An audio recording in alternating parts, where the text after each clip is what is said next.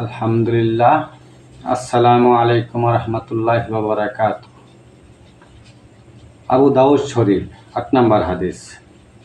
হযরত আবু হুরায়রা রাদিয়াল্লাহু তাআলা আনহু হতে বর্ণিত, হুজুর সাল্লাল্লাহু আলাইহি ওয়াসাল্লাম বলেছেন, আমি তোমাদের জন্য পিতার সমতুল্য।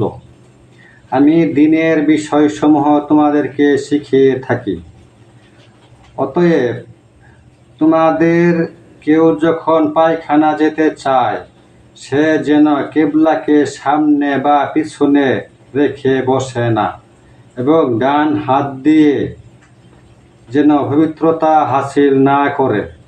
তাছাড়া তিনি সাল্লাল্লাহু আলাইহি ওয়াসাল্লাম আমাদেরকে 3টি পাথর কণার দ্বারা ইস্তেঞ্জা করার নির্দেশ দিতেন, এবং সর্বপ্রকার নাপাক বস্তু, জীর্ণ শীর্ণ হাড্ডি দিয়ে পবিত্রতা হাসিল করতে বারণ করতেন।